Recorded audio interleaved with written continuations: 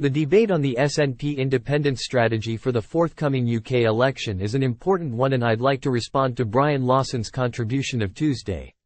I'm no longer a supporter of the SNP as they've failed in their primary function too many times, but I am a supporter of their latest independence strategy of most seats wins, because it is only by playing by Westminster's rules that we will succeed in our cause of independence.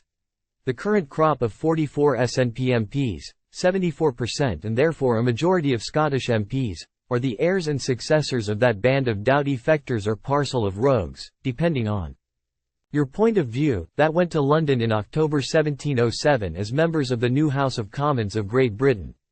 Read more. The independence campaigner aiming to connect Scotland and Quebec, whether or not they were as effective as today's tartan caretakers of the green benches, is difficult to determine, but the current crew of SNP MPs are the manifestation of the sovereignty of the Scottish people, whatever you might think of their collective performance. We can never escape the fact that the Holyrood Parliament is a creature of Westminster and its Scotland Act, and as we've been told countless times, constitutional. Affairs are squarely in Westminster's bailiwick. Remember Boris Johnson, him of the anarchic haircut. He became Prime Minister of the UK with a 80-seat majority on 43.6% of the popular vote, the highest percentage for any party since the 1979 UK general election, and that on a 67.3% voter turnout. Time equals 400 ms, greater than. By contrast, it is highly unlikely we will see the heady days of May 2015 again. Surely we were definitively on the road to independence with 56 SNP seats, 49.97% of the vote on a turnout of 71%.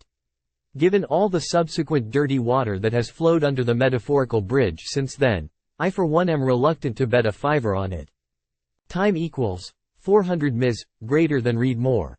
Alex Cole Hamilton spotted waving Union flag at late night party. How can the member for Perth and Kinross and his supporters ever hope to achieve 50% plus one of the popular vote in the forthcoming election given the current disarray of their party? So I very much support the proposal, although it should be extended to any party standing for Scottish independence, that a majority of seats is the key to unlocking that independence.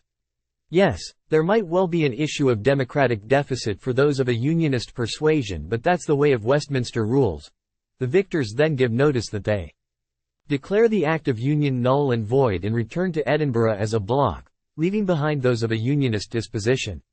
In Edinburgh they declare the real Scottish Parliament reconvened and focus their endeavours on drafting a constitution for an independent Scotland.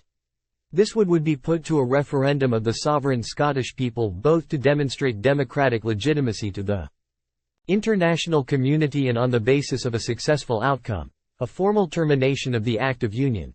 Should that referendum fail to validate the proposals, then that's a whole new ball of wax, as the saying goes, but surely after the vow, the democratic outrage of ignoring 62% of the Scottish electorate who voted to remain in the EU, ignoring Scotland's place in Europe, and the alternative Brexit strategies tabled by the Scottish Government to suit our circumstances, the subsequent Internal Market Act, the Sewell Convention, the ministrations of the Supreme Court on behalf of their colonial masters, and the current Section 35 debacle, surely we couldn't be that stupid? Time equals 400 ms, greater than. In the immortal words of Martin Luther King, I have a dream.